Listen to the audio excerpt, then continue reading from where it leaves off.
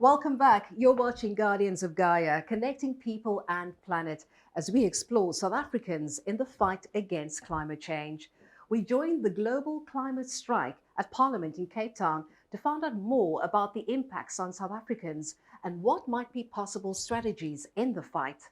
We spoke to Neville van Rooy from the Green Connection, asking how climate change is impacting South Africans.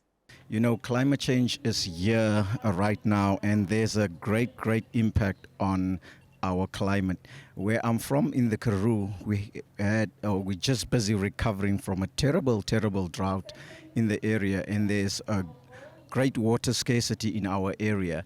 And to top that all off, we have the companies and the government that wants to do fracking in our area.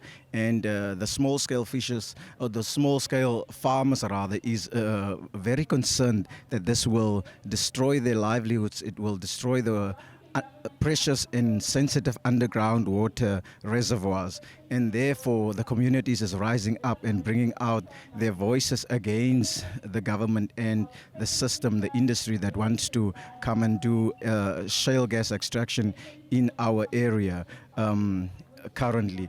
We're also working in the Northern Cape, and in the Northern Cape we have a scenario where there's already a legacy of mining and not rehabilitating the landscape there. The landscape is basically trashed, and on top of that, communities staying next to the ocean in towns like Port Nolloth and Honderklip Bay and Cleansea, where I spoke to a lot of communities. These communities are concerned now. They are Tosako and IMS doing exploration because they want to do offshore oil and gas drilling, and the communities is alarmed, extremely alarmed by this. And this is not all. We're also working in the West Coast in Saldanha area, where they threaten to bring car power ships to a very sensitive harbor where people are dependent on fish. Why do you feel we need a just transition linked to climate change action? It is important to know that oil and gas is not the answer. Oil and gas needs to be phased out, and it needs to be phased out now, because we're finding ourselves in a climate emergency right now. And when you are in an emergency, you act according to that emergency. We feel that the government and the industry wants to delay that acting on the now emergency, and we want that emergency to be a rapid one. Instead of rapidly wanting to explore for oil and gas in our oceans is currently divided up into blocks all around the coast areas where industries have opportunity to rent or buy those blocks and for oil and gas extractions. And we really strongly oppose that, because there's livelihoods that has not just been there. We celebrating Heritage Day tomorrow, and those people are connected to the ocean for the heritage. They've been fishing those waters for decades, and now they are being marginalized, they are being limited. There's all sorts of restrictions, and people cannot fish the way they were fishing, and they're now limited, and it's costing them a lot of money, and it's costing them bread on the table. Who will provide bread on the table for those fishing communities if there's oil and gas extraction, if there's a power ships in their way where they were regularly fishing? That is one of the major concerns for us as the Green Connection. And we are here today in support and solidarity with other organizations like 350 and Extinction Rebellion that called us up and says, hey, we are doing this, and we see you in the media for the car power ships. And we just decided to join because that is the economical discourse that we want to stop. We want to turn the other way. We know that there are alternatives. There is environmentally sensitive and friendly initiatives of, for example, generating power. That was Neville van Rooy from the Green Connection on the call to end fossil fuel mining. Shifting the focus right now to those most active in the climate change conversation, the youth. We spoke to Ayakha and Limeya from Youth Against the System. Tell me, how do you feel climate change is affecting the youth of South Africa today?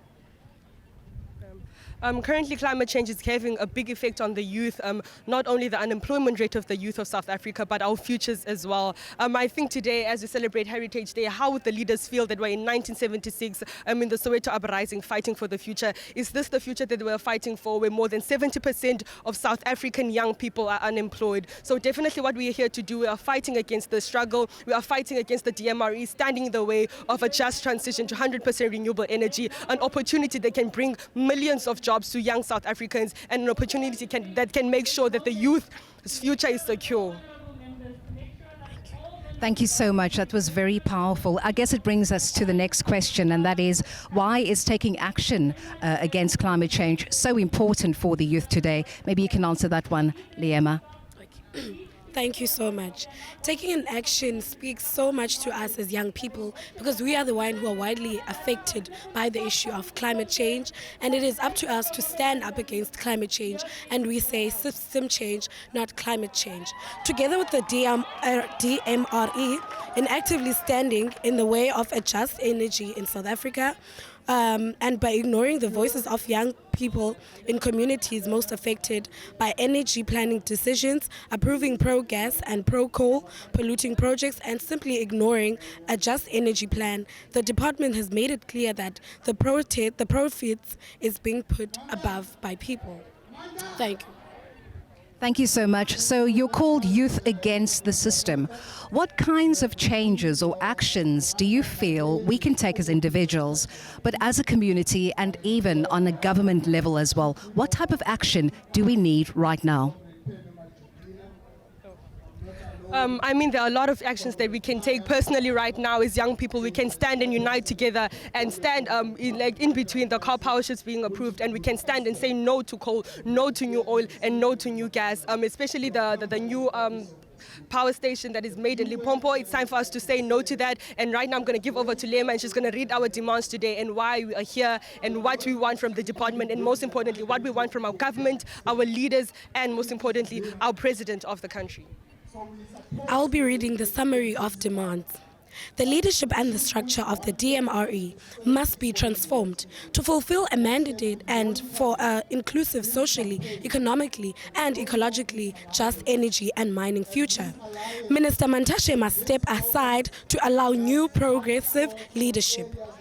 A rapid and a just transition to a more socially owned, renewable energy-powered economy, providing clean, safe and affordable energy for all, with no worker and community left behind in the transition.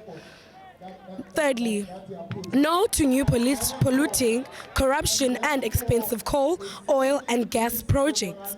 Reject the corruption, costly and unnecessary power ship program. We demand 1 million climate jobs instead.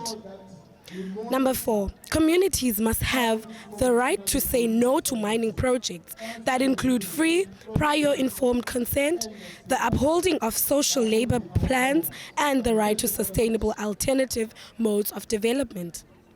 Fifth, Minister Mantashe and the DMR must stop blocking and inhibiting Eskom's transition to renewables. We need a green new Eskom, driving a just transition to a more socially owned renewable energy future. Amandla. Amandla. We will continue bringing you interviews from the global climate strike on Guardians of Gaia, connecting people to planet. When we come back, we speak to Yola Mgogwana of the African Climate Alliance, who made very clear what is needed in the fight against climate change.